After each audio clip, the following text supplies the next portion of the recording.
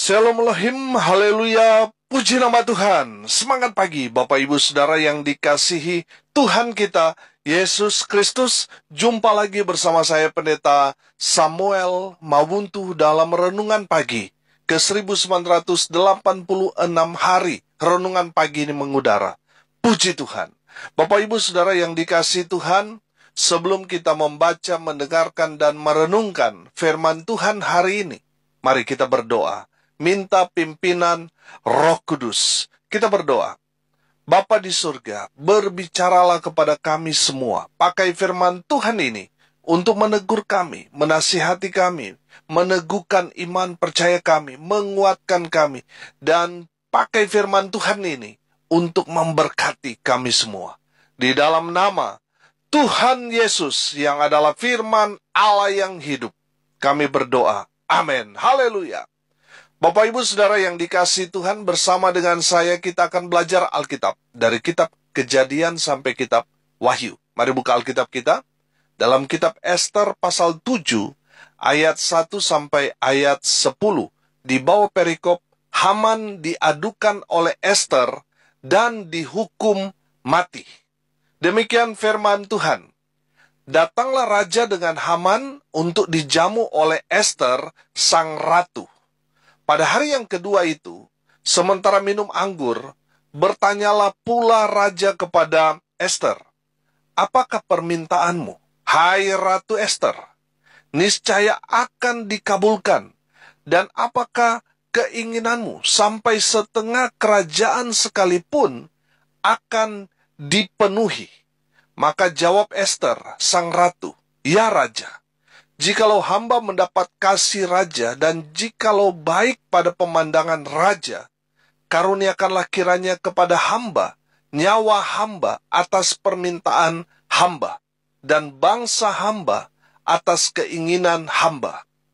Karena kami, hamba serta bangsa hamba, telah terjual untuk dipunahkan, dibunuh, dan dibinasakan. Jikalau seandainya kami hanya dijual sebagai budak laki-laki dan perempuan, niscaya hamba akan berdiam diri. Tetapi malapetaka ini tiada taranya di antara bencana yang menimpa raja." Maka bertanyalah Raja Ahasiweros kepada Ester sang ratu, "Siapakah orang itu, dan di manakah dia yang hatinya mengandung niat akan berbuat demikian?" Lalu jawab Ester, "Penganiaya dan musuh itu ialah Haman, orang jahat ini." Maka Haman pun sangatlah ketakutan di hadapan raja dan ratu. Lalu bangkitlah raja dengan panas hatinya daripada minum anggur dan keluar ke taman istana. Akan tetapi Haman masih tinggal untuk memohon nyawanya kepada Ester sang ratu, karena ia melihat bahwa telah putus niat raja untuk mendatangkan celaka kepadanya. Ketika raja kembali dari taman istana ke dalam ruangan minum anggur, maka Haman berlutut pada katil tempat Ester berbaring. Maka tita raja, "Masih jugakah ia hendak menggagahi sang ratu di dalam istanaku sendiri?" Tatkala tita raja itu keluar dari mulutnya, maka diselubungi oranglah muka Haman. Sembah Harbona salah seorang sida-sida yang di hadapan raja. Lagi pula tiang yang dibuat Haman untuk Mordekai, orang yang menyelamatkan raja dengan pemberitahuannya itu, telah berdiri di dekat rumah Haman, 50 hasta tingginya. Lalu tita raja, "Sulakan dia pada tiang itu." Kemudian Haman disulahkan pada tiang yang didirikannya untuk Mordekai. Maka surutlah panas hati raja. Amin firman Tuhan. Haleluya. Bapak Ibu Saudara yang dikasihi Tuhan, konteks kebenaran firman Tuhan ini bicara tentang kematian Haman di tiang sula buatan tangannya sendiri. Kalau saya bisa bilang, ini senjata makan Tuhan. Amin. Bapak Ibu Saudara yang dikasihi Tuhan, dalam kebenaran firman Tuhan yang kita sudah renungkan dari beberapa hari ini yang berbicara tentang Mordekai, Ester, dan Haman, serta Raja Ahasiweros, di mana kita belajar beberapa hari ini bahwa Haman memiliki rencana jahat kepada Mordekai. Haman membuat tiang sula yang tingginya 22,5 meter, saudara. Tujuan dari tiang sula itu untuk menyulahkan Mordekai. Kemarin saya sudah bilang, menyulahkan itu sama seperti saudara melihat babi guling, saudara. Kalau babi guling itu ditusuk dari mulut sampai ke lubang anus. Tapi kalau menyulahkan itu ditusuk dari anus sampai keluar ke mulut.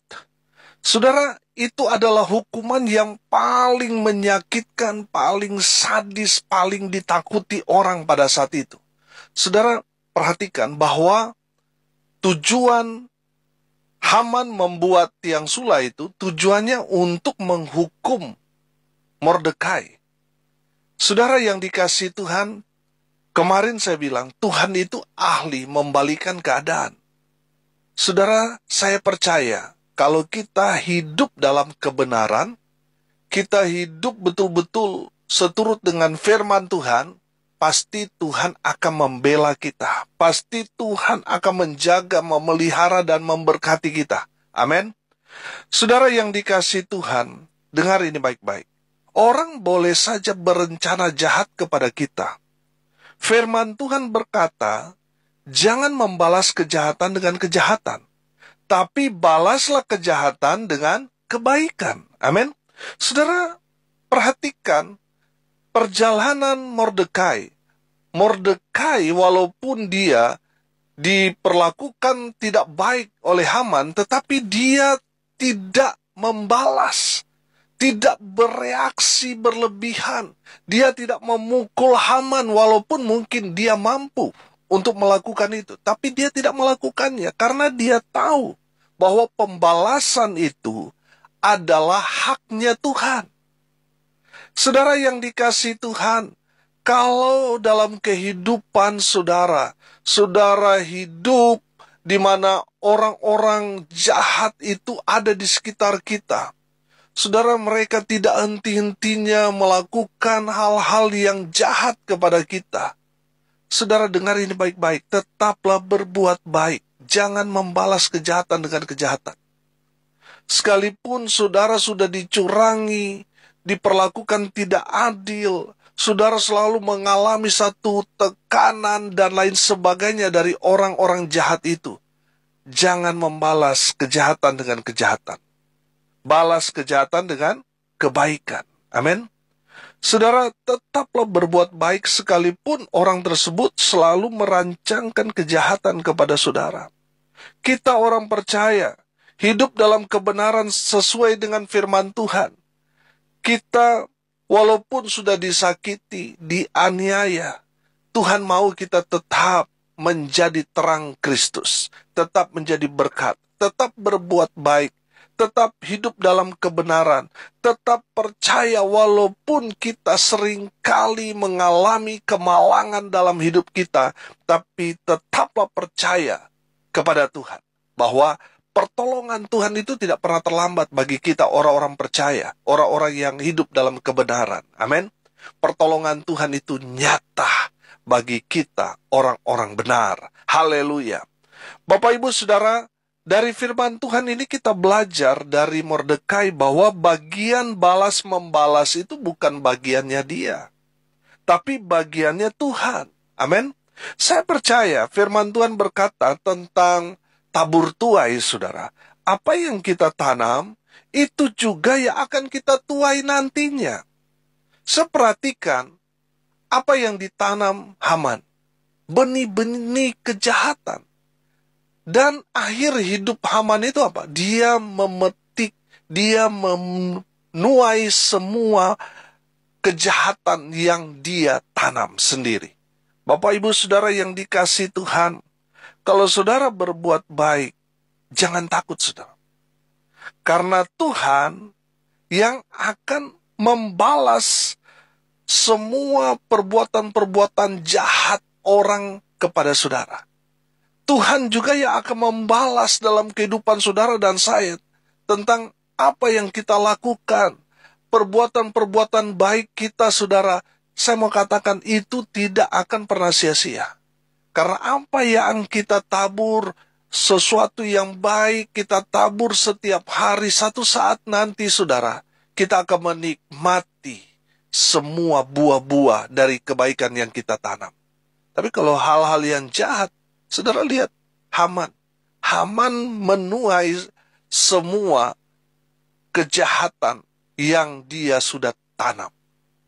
Saudara yang dikasihi Tuhan, perhatikan bahwa Haman mati di tiang sula itu adalah buah dari semua kejahatan yang Haman kerjakan dalam hidupnya, yang dia lakukan kepada Mordekai, terlebih lagi kepada orang-orang Yahudi.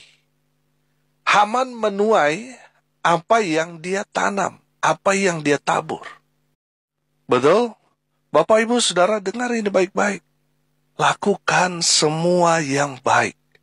Walaupun saudara dicurangi, diperlakukan tidak adil, saudara selalu dijahati oleh orang-orang yang ada di sekitar saudara, tetap lakukan yang baik. Jangan membalas, itu bukan bagian kita. Saudara, dengar ini baik-baik. Tuhan itu tidak buta. Tuhan juga tidak selamanya Tuhan itu berdiam diri, saudara. Ada saatnya, ada waktu Tuhan, di mana Tuhan bertindak, saudara. Saudara, lihat, Haman ini sudah di puncak kemarahannya, karena baru saja dia mendapat angin segar. Sepertinya dia akan mendapatkan satu reward dari Raja Ahasweros, tapi ternyata apa yang dia inginkan itu diberikan raja kepada Mordekai yang telah menyelamatkan nyawa Raja Ahasweros dari Bigtan dan juga Teres, sida-sida raja yang berniat untuk membunuh Raja Ahasweros. Kenapa mereka merencanakan untuk membunuh Raja Ahasweros? Karena mereka iri kepada Mordekai, yang adalah orang buangan atau orang budak dari Yahudi, tetapi dipercaya raja untuk menjaga di pintu gerbang istana.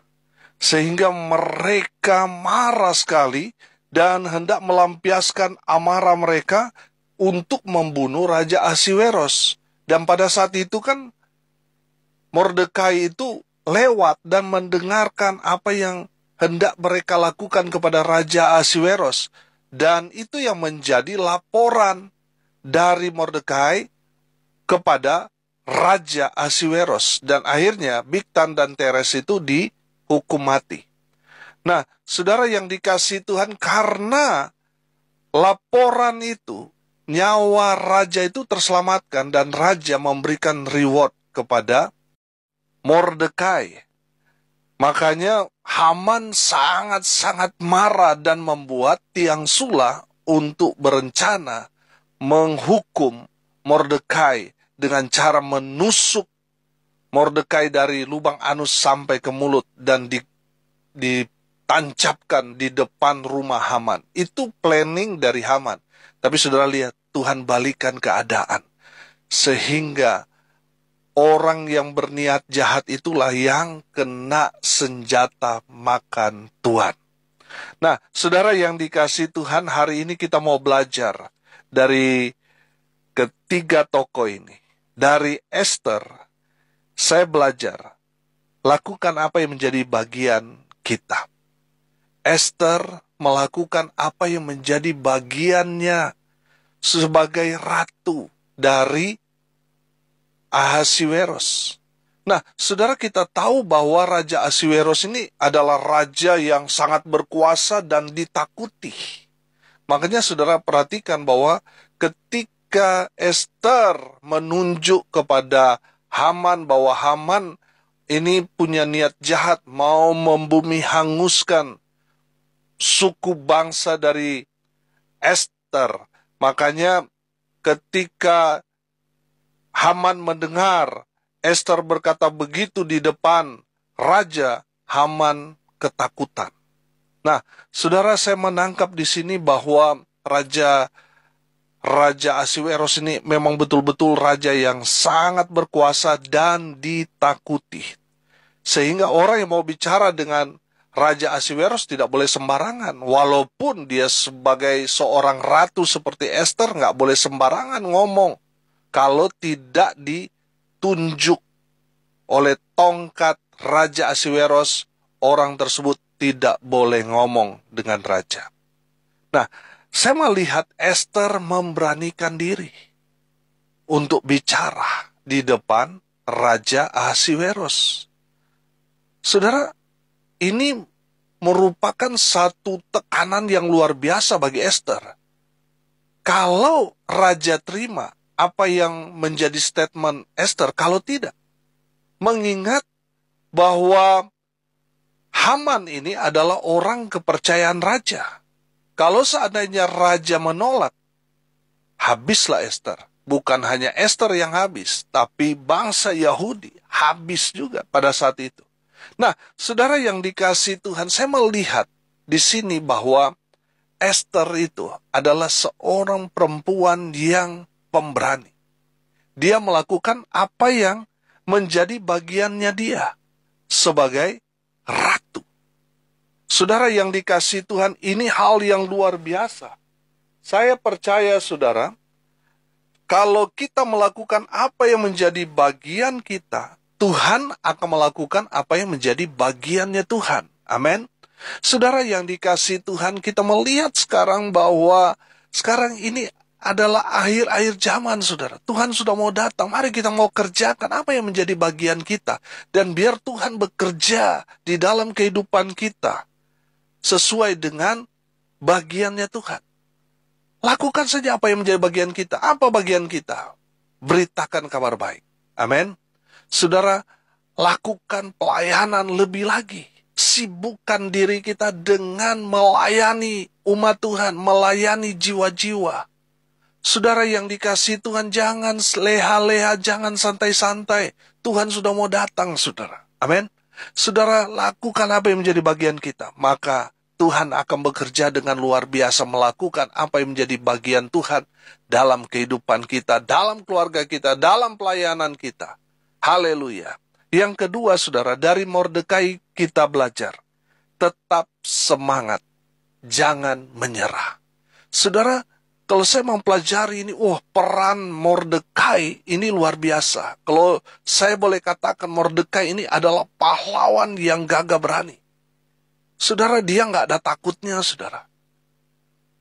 Esther sebagai ratu, dia sempat gentar ketika Mordekai bilang kepada dia, kamu satu-satunya pintu masuk untuk berbicara kepada raja.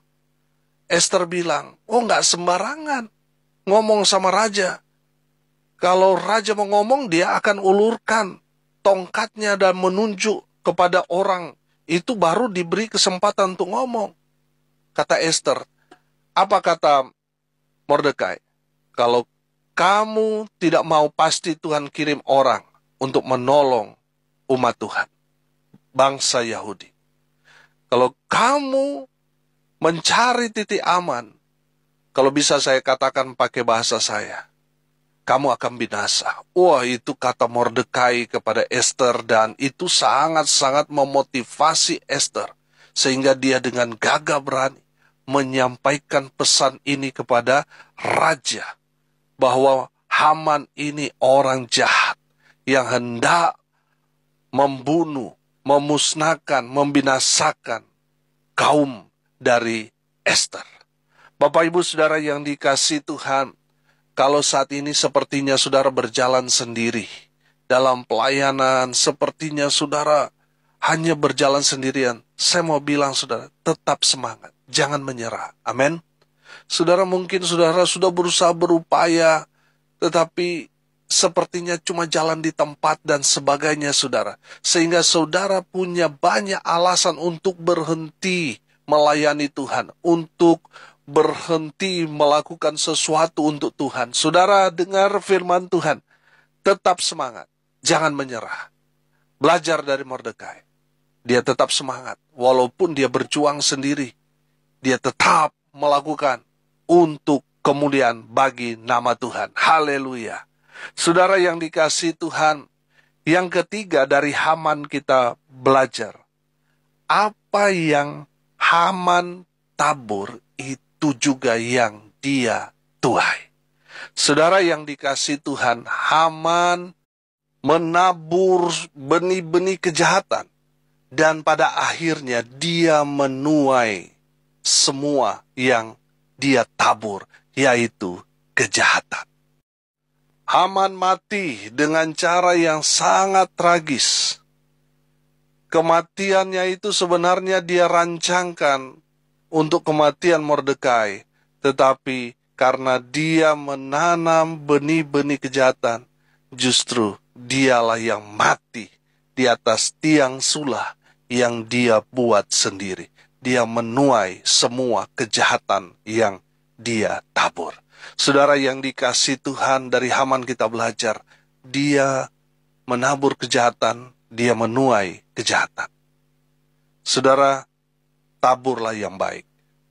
Saya percaya kalau saudara menabur hal-hal yang baik, saudara akan menikmati buah-buah kebaikan. Dalam kehidupan saudara, Tuhan akan anugerahkan bukan hanya 1-2 kali kebaikan, bukan hanya 100, 200, 1000, 2000, tidak, tapi berjuta-juta kebaikan. Saudara akan nikmati dalam kehidupan saudara. Taburlah yang baik, maka saudara akan berkelimpahan kebaikan dari Tuhan. Haleluya. Mari kita berdoa. Terima kasih Bapa di surga sudah menegur, menasihati, dan memberkati kami melalui kebenaran firman-Mu. Berkati semua pendengar dimanapun mereka berada. Tuhan memberkati hidup mereka. Rumah tangga mereka diberkati. Usaha pekerjaan pelayanan mereka diberkati Tuhan. Dibuat beruntung, berhasil dalam segala hal. Hamba berdoa di dalam nama Tuhan Yesus, mereka yang sakit Tuhan sembuhkan oleh bilur-bilur darah Yesus. Mereka yang lemah dikuatkan, mereka yang berduka cita diberikan penghiburan kekuatan dari Tuhan. Dan mereka yang hari ini berulang tahun, Tuhan Yesus memberkati mereka dengan umur panjang, kesehatan, kekuatan dari Tuhan menyertai hidup mereka selalu. Dan hamba berdoa, biarlah berkat dari surga turun memenuhi semua pendengar. Bapak, Ibu, Saudara yang dikasihi Tuhan, arahkanlah hatimu dan terimalah berkat dari Tuhan Yesus. Tuhan memberkati engkau dan melindungi engkau. Tuhan menyinari engkau dengan wajah-Nya dan memberi engkau kasih karunia. Tuhan menghadapkan wajah-Nya kepadamu dan memberi engkau damai sejahtera. Di dalam nama Tuhan Yesus, sumber segala berkat, Bapak, Ibu, Saudara yang percaya, diberkati Tuhan, katakan amin. Puji Tuhan. Bapak, Ibu, Saudara yang dikasihi Tuhan, kalau saudara merasa diberkati melalui renungan pagi ini, bagikan juga kepada saudara-saudara yang lain supaya mereka juga diberkati, karena untuk itulah kita dipanggil, untuk jadi berkat. Bapak, Ibu, Saudara yang dikasihi Tuhan, tidak terasa 2 minggu lagi, 14 hari lagi, renungan pagi ini berusia 2000 hari. Saudara, mari kita lakukan sesuatu untuk hari ke-2000 ini. Mari kita berbagi paket Natal untuk saudara-saudara kita yang ada di luar sana. Saudara yang mau mendukung pelayanan ini, dukung lewat doa, daya, dan dana. Saudara yang mau menabur, silakan menabur di nomor rekening Bank BNI. Di nomor rekening 1619570788 atas nama saya sendiri, Samuel Abraham Alfred Mahuntu. Bapak, Ibu, Saudara yang dikasihi Tuhan, saya mengucapkan banyak terima kasih kepada Bapak, Ibu, Saudara yang sudah menabur dan yang belum, terus dukung pelayanan ini. Salam kasih dari Bali, saya Pendeta Samuel Mahuntu. Sampai jumpa besok pagi. Tuhan Yesus memberkati kita semua. Haleluya.